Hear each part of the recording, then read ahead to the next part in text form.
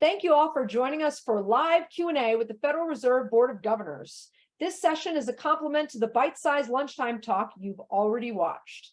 It's my honor to introduce our speakers.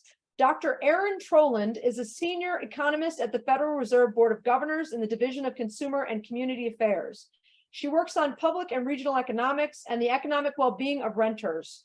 Her research projects cover topics in healthcare, climate transition, and local public finance, focusing on the Appalachian region of the United States. At the Fed, she works on rental housing and economic conditions across different geographies in the US. She previously worked at the US Department of the Treasury and earned her Ph.D. from UC San Diego and her BA from the University of Kentucky. I'm also proud to call her a friend. Zofia Merchant is a research assistant at the Fed in the Division of Consumer and Community Affairs. She has her Master of Science in Gender and Development from the London School of Economics and her Bachelor of Science in Finance from the University of Minnesota. She works on research related to economic well-being and household inequalities with a focus on race, gender, and their intersections. I am now proud to introduce Nayanthara, one of our SICSS-Howard Mathematica alums, who will moderate our session. Thanks, Nanette. My name is Nayanthara Biswas, and I'm a PhD candidate at the Department of Economics at Clark University. My dissertation focuses on the impact of public policies on maternal and child health and labor outcomes on a global level. I'm also serving as a research fellow for equity at the Applied Economics Clinic, and I'm a SICSS-Howard 2022 alum. I am honored to introduce Erin Troland and Zofia Merchant from the Fed Consumer and Community Research section. So to get us started, Erin and Zofia, can you speak more to the range of data and methods that is used at the Federal Reserve? Unmute myself. Sure. And I just to start things off, I do want to just give a disclaimer that these are our views that we're going to talk about today. We're not speaking on behalf of the Fed. So just to get that out of the way. But in terms of the range of data and methods, I mean, I would say, certainly the Fed is largely focused on quantitative data. And that can range from macroeconomic data on, unemployment, GDP, industrial output, those sorts of things, monitoring those things, in support of the work that the policymakers in our organization do when thinking about setting interest rates and that sort of thing. There's also a good number of people who do a sort of microeconomics and applied microeconomics and work with, household survey data and different types of administrative data. One of the big administrative data sources that we've used over the past 10 years or so has been data from anonymized data from credit bureaus. So anything that's on your credit report, we have a large data set that allows us to do lots of really interesting stuff. Looking at impacts of policy on households and their financial well-being. I will say that in my section, in my division in the Fed is large. There's lots of acronyms and divisions and bureaucracy. The division that I'm in the Division of Consumer and Community Affairs, there is a sort of focus on issues for people living in lower income households and communities.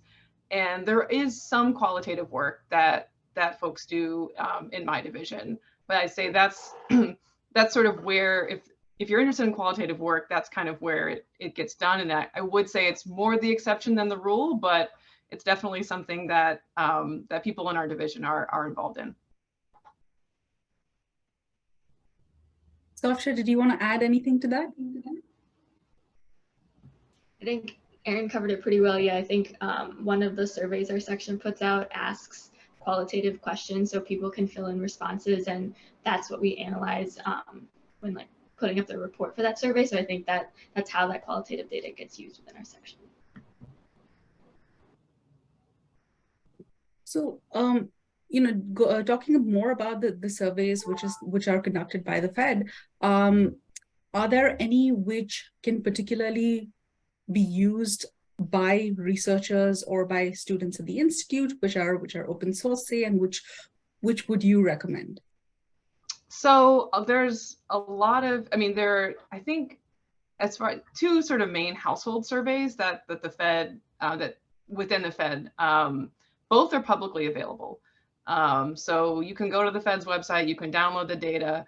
The survey that we used for the research that I presented in, that I recorded earlier, that some of you have watched, is the Survey of Household Economics and Decision Making, or the SHED. And that is the data, the survey that my team runs that survey. So it's a nationally representative annual survey. It's been going on for 10 years. We just celebrated its 10th birthday, so we're excited for that. And we ask all kinds of different questions about economic well-being, about people's financial situations. I think one of the things that I really like about the survey is it brings subjective measures of well-being into play, which can give you some interesting, it gives you sort of, you have access to that kind of information along with the more objective measures of information. So I think that's sort of a value add of that survey.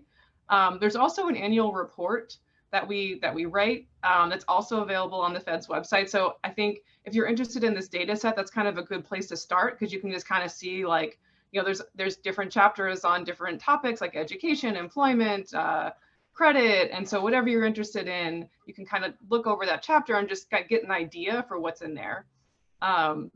The other main sort of household survey that the Fed puts out that's also publicly available is run by another team. It's called the Survey of Consumer Finances.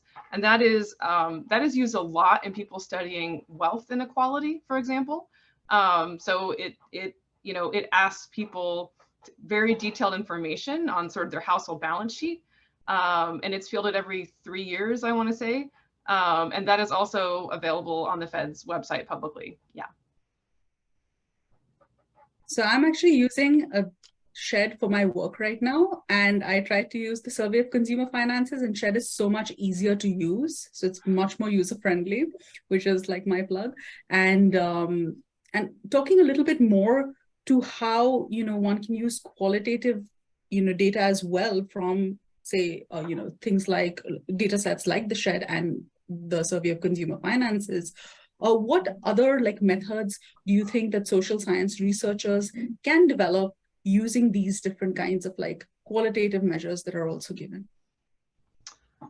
I mean, I will freely admit that that's not my sort of forte. I will say that I think, you know, we have in the SHED, so what I can say is that we have in the SHED, we have some questions, and they're not on there every year, but we have some like open-ended questions. And so there's been some work analyzing those answers. And I think some of that is actually just helpful in terms of just like context, you know, how people are interpreting questions. I think that like those open-ended questions can actually, or open-ended responses rather, can be informative for that sort of thing, to kind of think about, okay, how are people actually interpreting these questions? I mean, I'll say sort of more broadly that in my own sort of research, my background is actually in development economics. And then I came to work for kind of US government institutions and kind of switched my focus to more inequality in the US type topics. But I think that background has been helpful in kind of, doing field work is maybe a generous way to explain what I've sort of done on my own research projects, but, you know, I mean, I'm certainly not trained in qualitative methods, but just actually, you would be surprised at how many economists maybe don't just talk to people who are being affected by the policies that they're studying, or sort of talk to people who are generating the data that they're using to better understand like what is it actually measuring. So I think there's work to be done there. But yeah, I think, you know, the survey that we have has some opportunities for that. And I think, you know, there is value. I don't think I'm alone in sort of understanding the value of just talking to people, right? Even if it's not kind of a formal qualitative data collection.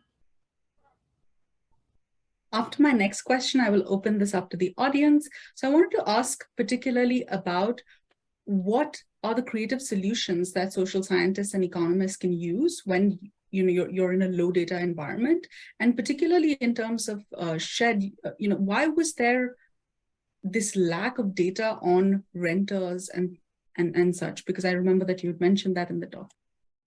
Yeah, so I think, first I'll address your sort of second question first, which is why is there limited data on renters? I mean, I think, there's certainly data in these large surveys like the American Community Survey, those, data sets collect, or those surveys collect information on people's housing tenure status, whether or not they're a renter or they're homeowner, et cetera. But what is really kind of lacking in rental, in sort of trying to do in rental data is sort of timely information on payments and on evictions. That kind of information is just not, there's no centralized kind of space for that. Contrast that with data on homeowners with mortgages. There's tons of data on mortgages because it goes, think about why, right? It goes through a bank, right? And then those banks report that information to the government. Now, not for nothing, that was a big struggle, I think, to get the banks to report that information to the government. But the point is that there are these institutions that collect that data, right, for their own internal purposes. And that is just not really true for renters, right? There's no like, firm that's sort of like a lot of centralized firms that are collecting information on whether or not you paid your rent every month. Now, the data that we do have is from some of those institutions, right? But it's much more just diffuse sort of than the data that you would get from mortgages for homeowners. So on your first question about kind of limited data, I mean, we encountered that, kind of in the throes of the pandemic, where, it's sort of like people were very concerned that people were going to become behind on rent, and there was going to be this massive kind of eviction tsunami and all of that. And I think, there's some work that, we drew on work that, for example, some of my colleagues at the Federal Reserve of Philadelphia did, where they did some simulations and kind of like looking at one thing that I found that was sort of lacking in the policy discussions, I felt like, and early on, was that the housing people like weren't talking to the workforce development people.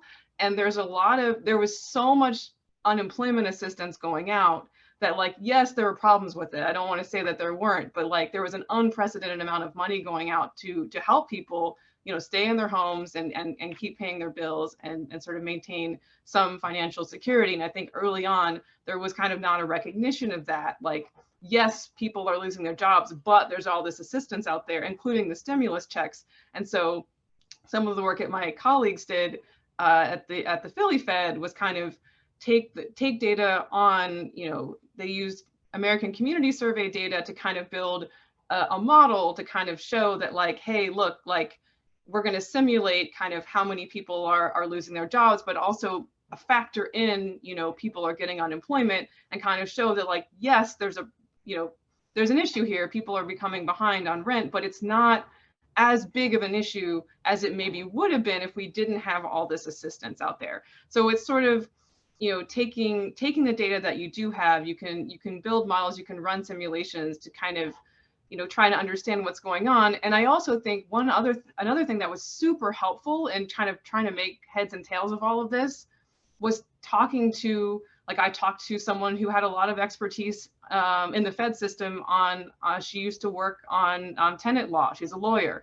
She understood kind of like how these dynamics work with evictions, how much variation there is across states, across even cities within states. And so, like, you kind of have to take all of that information together and kind of, use the expertise that you've built over time to kind of to make a prediction. And you hope that prediction comes, is correct in the end. But you kind of, a lot of policy work is taking the information that you have at the time and giving your best kind of perspective on what you think the circumstances are. So I think it's drawing from what available data you have, understanding the shortcomings of those data, and also drawing on institutional knowledge from other fields to kind of put everything together.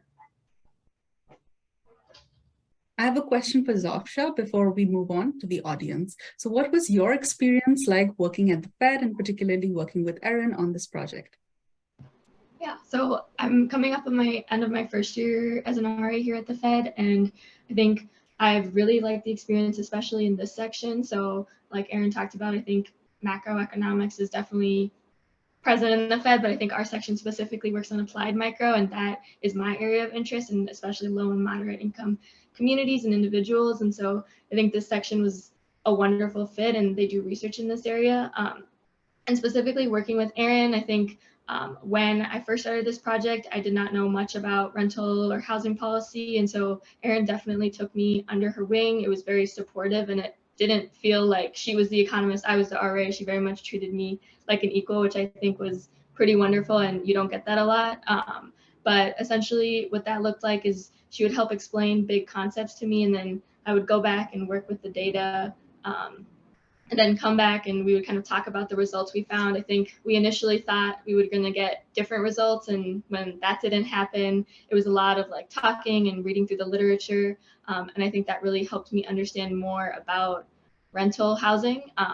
And so, yeah, I think it was a wonderful process, and it was great to kind of get something out there and get like a tangible product like written up on the website, which was cool. All right, so now we're going to be inviting Ayana to talk and to ask her question. Hello, thank you for being here today to answer these questions. My questions are, how does the or how are the results that you all got for specifically for the project that we watched the videos on about rent? How are those results used to make policy implications?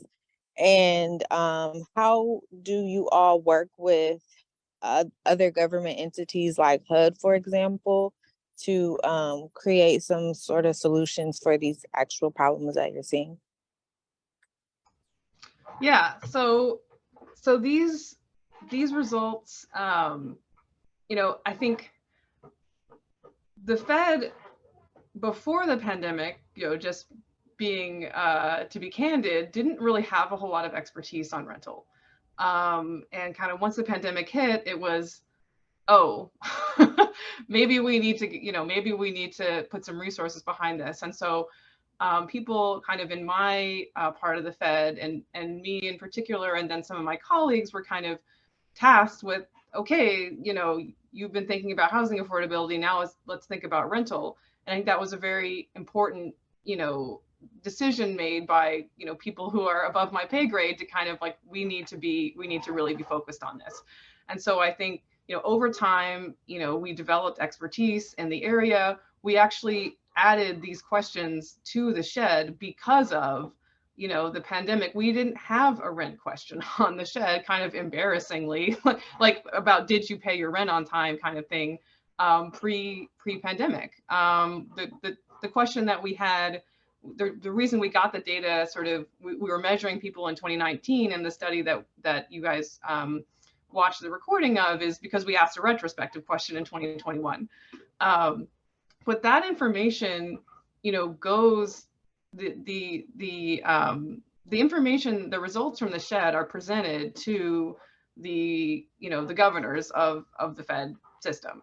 And so that kind of, the kind of household level and economic disparities kind of work that the shed, that comes out of the shed, goes directly to the governors, and they, you know, that's information that they have, you know, on hand. And if they want, you know, additional information, we can dig into things more. So yes, and you had a second question, and I'm failing to remember what it was. I apologize. Oh, working with other agencies, that's what it was. Okay, yes. So I mean, yeah, again, to be candid, there's interagency work is hard. It honestly doesn't have, I mean, in my experience, I should say, this is in my experience, I haven't seen a whole lot of it. I will say that, you know, I personally am working with a colleague at the Treasury Department who, the Treasury Department ran the Emergency Rental Assistance Program. They were in charge of dispersing the funds to state and local governments so that they could run emergency rental assistance programs over the last couple of years. And so, the two of us are sort of collaborating on research in that space to kind of see, like, where did the money go? Did it go to, what kinds of neighborhoods were we seeing more rental assistance going towards? But, to be frank, there's, in my experience, and there's not, interagency work tends to be very, very difficult. The place that I've seen it and experienced it is actually on the regulation side. So another function of the part of the Fed that I work in is bank supervision, specifically Community Reinvestment Act, which is a supervision, which is a law that came out of it's sort of anti-redlining kind of supervision, kind of going into banks and making sure that they're lending to low and moderate income communities and people. And recently there's been a reform of those regulations, and that has involved the three different regulatory agencies have had to work together on that to kind of ensure that those regulations are working, and do they need to be changed, and that sort of thing. I have a follow-up question on the Fed's relationship with Howard University. So Erin, have you ever spent time there, and have you done activities with Howard? Yeah, so in a couple of ways, the Fed has a class, so it has had this ongoing collaboration with Howard that it basically runs a class for undergrads and for grad students, and it's basically an applied stats class where you learn R, and then you're paired with an economist at the Fed, and you do sort of like a short applied project. So you have sort of like a project advisor, and you're paired with that person, and you work with them over the course of the semester. So I did that for a couple of semesters, and then I actually took a class, an undergraduate class at Howard in the fall. I took an undergraduate U.S. history class because it was one of those things where I felt like I had sort of something was lacking in my educational background when it came to U.S. history, and I particularly thought this is very important since I now study all these issues in inequality. Let me kind of go and take a class and kind of strengthen that background that I think really needed it. Related to this, I just wanted to ask you if what kind of challenges did you have going from an academic life, particularly as a development economics, somebody doing research in development economics, to going to the Fed where you have, like you said, more macroeconomists than microeconomists? Was that challenging for you? Did you feel like you fitted in? How was that? Yeah, I mean, so all of my jobs post-grad school have been government jobs. So I guess my kind of academic experience was in grad school. And I mean, I would say I personally have really enjoyed working in government. I think I like the policy work. I think it's a good, kind of balance, and you sort of feel like you're actually kind of you're answering questions that people actually need to know the answers to right away, or in a short time horizon. So I think that transition wasn't hard for me because I really enjoy kind of the work at government agencies. Yeah. Now we're gonna have Brittany ask her question. Hi, everyone. Thanks so much for coming to share your work with us. This question is for either Zafsha or Erin. One of the challenges that you kind of alluded to when talking about working with some of the data that you have access to is that sometimes you end up with these really small sample sizes that you're analyzing for particular populations that you're trying to interpret, especially with regards to marginalized groups. And so this is obviously something that becomes, increasingly more difficult as you employ an intersectional framework. So I was wondering, how do you think about intersectionality in your work more broadly, but also practically as you analyze your data, particularly at the intersection of race and class? How do you deal with some of these sample size limitations? So Yeah, I mean, I think it's a matter of what data set is going to be good for the question that I'm trying to answer, right? So I think the SHED is not necessarily the best data set for intersectional questions because the sample size is small. So, you know, once you start cutting by, let's say you want to cut by race and income and, you know, renter, then you are, you know, kind of really kind of at the limits of what the data can tell you.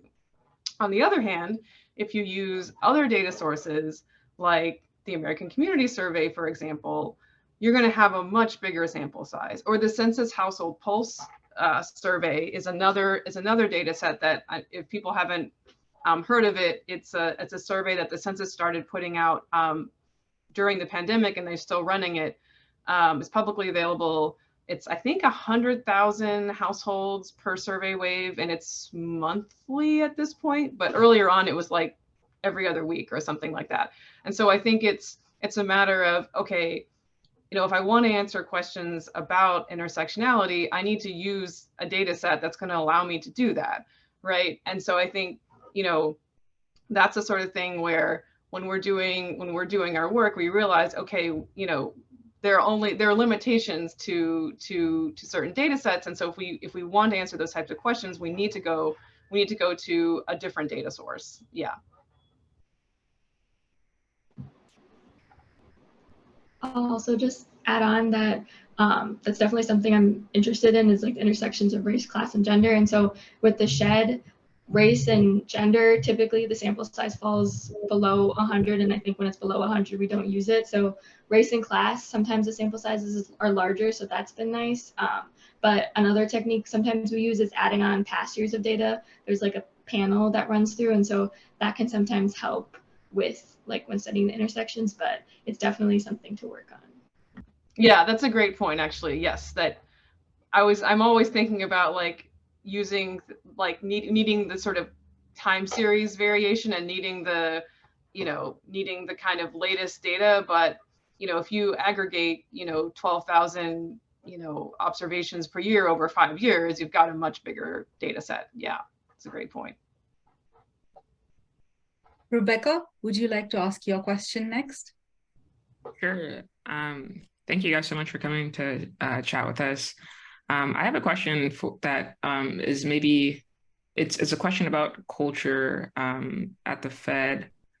So like something that maybe a bunch of us have, you know, thought about is how we can, for those of us who are either planning on kind of following the traditional academic track, how we can sort of approach research and especially how we sort of publish or try to like disseminate the kind of information that we're bringing from our studies to the broader populations that we care about.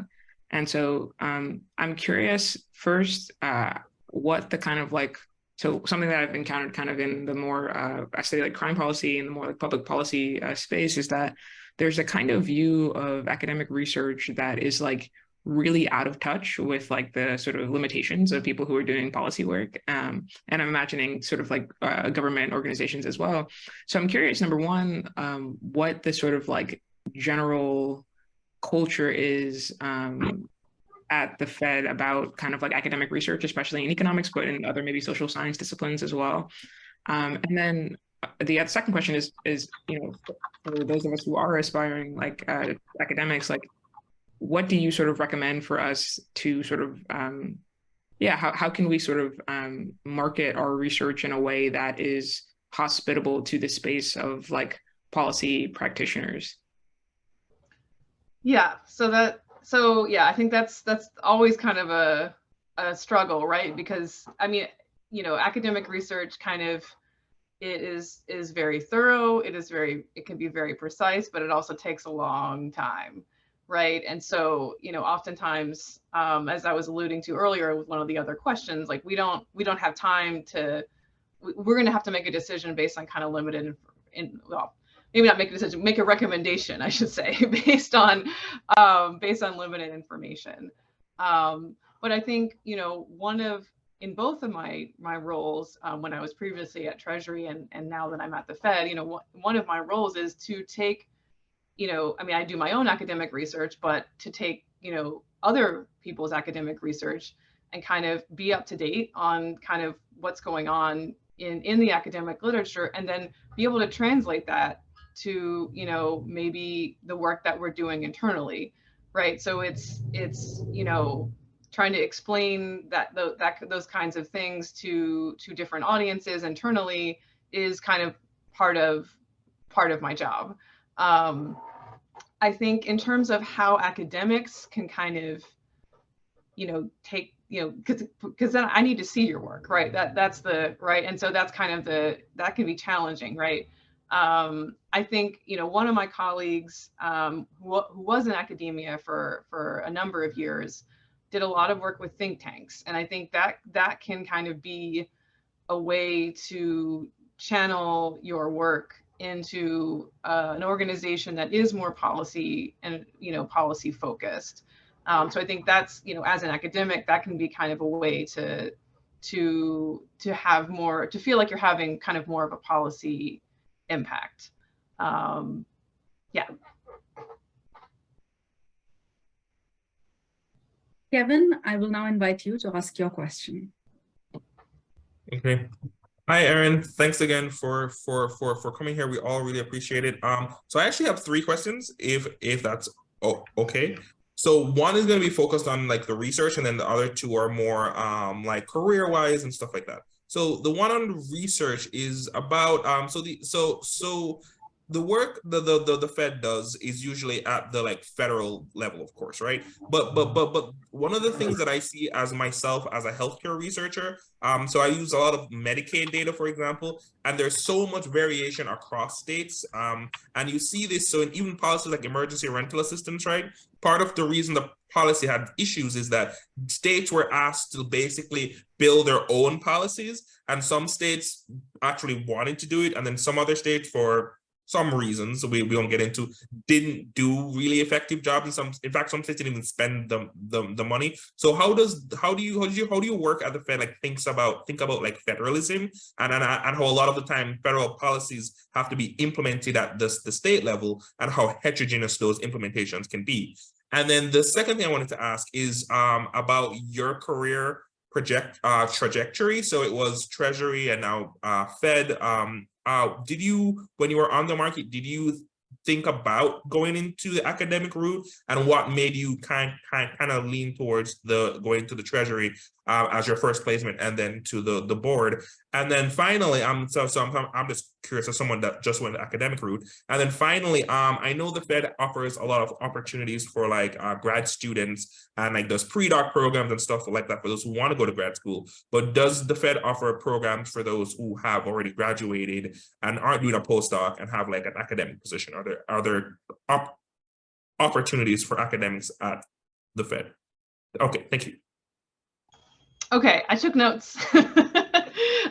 So the first question on, we absolutely think about the impacts of federal policy being heterogeneous across states. I mean, that is something that really played into how we thought about the impacts of the federal eviction ban being lifted, for example. That thing was not implemented uniformly across states, right? So we absolutely think about those things. And I think, to a broader point, there are people who work on regional stuff in the Fed system. It's there are people who work on housing markets, that's a very local thing, right? There are people who work on regional economies. I would say in terms of like the Fed board where I work and where Zofia works is kind of like it's the biggest of in kind of institution in the Fed system. There's I think something like 300 economists that I haven't met, certainly have not met even a small percentage of them at this point. But the regional Feds, like the San Francisco Fed and the Chicago Fed and the New York Fed, they're smaller institutions, but as a share of the researchers there's a bigger share of kind of regional focused folks, applied micro focused folks in those kinds in those areas, in those regional Feds. So there are, there's the Fed board, but then we have all these regional feds who are actually concerned with their region, right? That a lot of the work that they do is focused on the geographic areas that are in their region. Then in terms of my career trajectory, so when you're in grad school, I think one of the things one of the messages that I got, and I don't think I'm alone in this, is sort of academia is the highest calling, and anything less than that is less than, and that's what you should really be aspiring to. And my dad's an academic. It's a great gig for a lot of people, but I think it's not necessarily for everybody. And so, but when I went on the market, so I had that mentality, like, I need to get an academic job because that's like the only measure of success. I did get an academic offer. It was an offer that I was not thinking was going to be kind of the best move for my career. And so I ended up at the Department of Treasury. Part of the reason I ended up there is because I did an internship there before grad school. As I mentioned, I was a development economist. I came out on the market as a development economist. That's not a typical background for a US policy institution to be hiring from. But since, I had some established relationship with them, they kind of knew me, and they knew that I would know the kind of work that they did and would be interested in the kind of work that they did. And so I ended up there, and I really feel like that was, the best thing that could have happened to me. I'll be full disclosure, I was sort of like, oh man, I didn't get an academic, but actually, I think it worked out great for me personally. I really, within a couple of months of working at Treasury, I was like, wow, this is great. Like, this is exactly, what I want to be doing. And so I think, it worked out for me personally. There are lots of benefits of academia too, so I don't want to blanket knock academia, but I think you kind of get this message in grad school that it's the only thing that you can do, mostly coming from people who chose it themselves, which makes a lot of sense. They're happy there, they chose that, so makes a lot of sense. And then in terms of opportunities for academics at the Fed post Ph.D., I mean, you can always apply to work here. The Fed hires a lot of economists. The Fed also, I will say, my section, or my division, has a lot. We're actually in the minority, as my research section, we're economists, but we're in the minority in my division. We have folks who are, from kind of policy backgrounds. We have folks from community development backgrounds. So we have kind of different kind of backgrounds within my division. I think in terms of sort of formal, there's no kind of, as far as I know, there's no formal, we have visiting scholars, but that's kind of an ad hoc thing. As far as I know, there's no sort of centralized application where you apply to be a visiting scholar and this and that, because it requires work on our end. And so I think what ends up happening is, people will have a project that they're, wanting to do with an academic, sort of like a collaborator, co-author situation. And it becomes kind of easier potentially for data access for the person to be a visiting scholar. So I think so it's not necessarily something that is sort of centralized and formalized, but there are, we do have people, there are, I guess, systems in place for people to be visiting scholars. So it's not that's something that, they would have to kind of build from the ground up. I think I answered all those questions. Zofsha, I have a question for you. What do you think your next steps are going to be, and do you think you would want to do a PhD in economics? Yeah, so I definitely came to the board thinking really unsure whether I wanted to do a PhD in econ, but after being surrounded by so many economists, and we have monthly economist chats, I think I'm definitely very much leaning towards applying for a PhD in econ. And I think being at the board has been great to learn about what that actually looks like in practice. I think learning from The Economist, that's been great. So right now I'm just taking classes to apply for like maybe in the next cycle, but a good thing is that the Fed pays for like academic assistance. So I know the class Erin mentioned too, it's covered. So that's like a good benefit of working here. But yeah, so thinking about applying for a PhD next year. Yeah. So in light of our conversation on, mentoring, and Zafsha just mentioned how Erin is a great mentor, and, we all know how the profession of economics is towards women, in light of the National Bureau of Economic Research's recent Summer Institute talks on anonymity and identity, which for the other social scientists in the room, if you are not aware of the research that was conducted, 15% of the post that is coming from econ job market rumors is toxic in nature, especially geared towards women as well as other racial minorities in economics. And other research in Europe has shown the same thing. So I was just wondering about your, ideas on mentoring, Erin, as well as for Zafsha as a mentee. What are the ways that you think that the economics profession can be more inclusive towards women as well as other racial minorities? Yeah, I mean, yeah, that all came out yesterday, so it is quite fresh in terms of the research that that you mentioned. I mean, I think for me personally, and I don't know that I have kind of transformative ideas for the entire profession, but I think, what has worked for me is, you find your people. Like, yeah, there's some unsavory characters in the profession. It's unfortunate. I wish that weren't the case.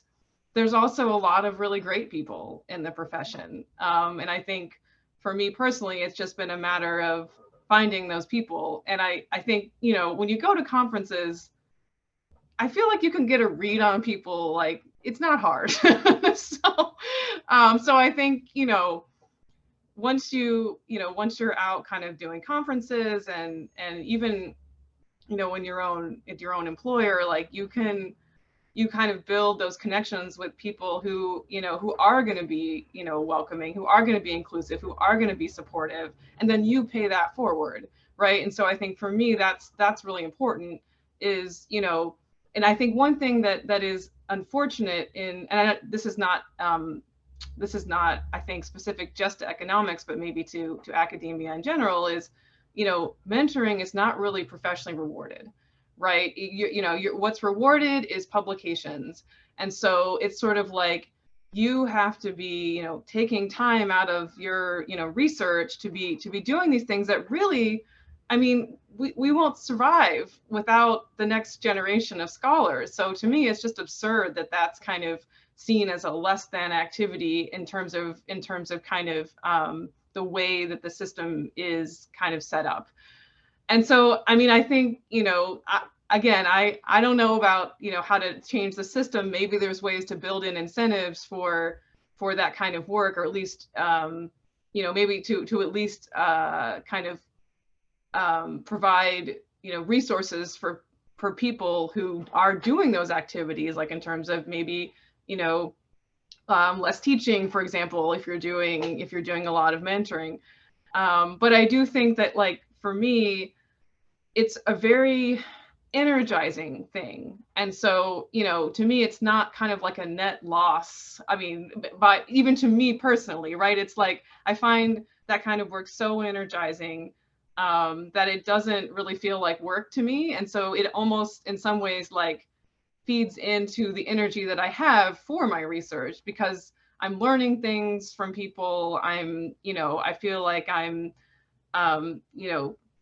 pushing against and helping support people that may feel kind of marginalized through, for various reasons. And so I think, it's from my own personal level, it's kind of making time for those activities that I know are important. They, are energizing for me, but also they're, doing something that to kind of push against this toxicity that we have in the profession. Zafsha, do you have any thoughts on how to make the profession more inclusive? Yeah, I think I definitely lucked out with the section I'm in. I think other RAs, and not necessarily like speaking to every section, but I think sometimes they haven't had as much like mentoring opportunities at other divisions. And I think that kind of speaks to the kind of research that we do in our section, which is like focused on low and moderate income individuals. And I think that kind of like the people who go into that research probably are more likely to be caring or like more likely to care about like individuals. And I feel like finding mentors who aren't necessarily like aligned on the specific topics you want to research, but who care about people, I think that is more of a connection. And then I also think mentoring can look not just like at the Economist, but also can look with the other RAs. I think finding a community of peers who are supportive and who care about changing the economics profession. I think a lot of us RAs talk about it like how do we make econ more inclusive, and we've been having like intersectionality like RA discussions, and I think that has been really great to be like, maybe mentors aren't looking at this, but people who are going to be becoming those mentors are kind of wanting to change the way economics is looking. So I think that's been hopeful, at least, or it's giving me hope that things will change in the future. Great. We're going to end this vibrant discussion with the last question from James. Thank you, Erin, and thank you, Zofsha. In the line of mentoring, now I'm thinking that I need an internship. So what's the path to go? Yeah. So depending on what part of your education you're in, there's the RA program. That's what Zofsha's in. It's usually a 2-year program that you're put in a group of sort of a section that we call, but it's a team, really a small team of economists. And yes, you're paid. It's a 2-year position that people tend to go in either right after undergrad, or maybe they've done it's sort of pre-PhD, I should say, like that's kind of the we also have internships, though those I think are it's a little less centralized. I want to say it might have changed. So I did an internship at the Fed right before grad school. It was a summer internship. It did pay. I don't think all of them do, but there are some paid opportunities and that was like basically for people in undergrad, more or less. I had just graduated, but I was like going to go to my PhD in, the next year. So like I'd already applied to programs. And then, so those are kind of the opportunities for more kind of junior folks. And then once you're in your PhD program, there's, we do have like a dissertation fellowship program where you come in the summer. Maybe there's some data that we use that you also use in your work. You spend the summer, you interact with you're sort of paired with a group that is relevant to your research, and then you kind of present. At the end of the summer, actually, I'm seeing some of them pop up on my calendar in the next couple of weeks. Dissertation interns presenting their work. After being at the Fed for a couple of months. Yeah, thank you. I guess the email on the website is the one I can reach you at, or do you have a more prepared one?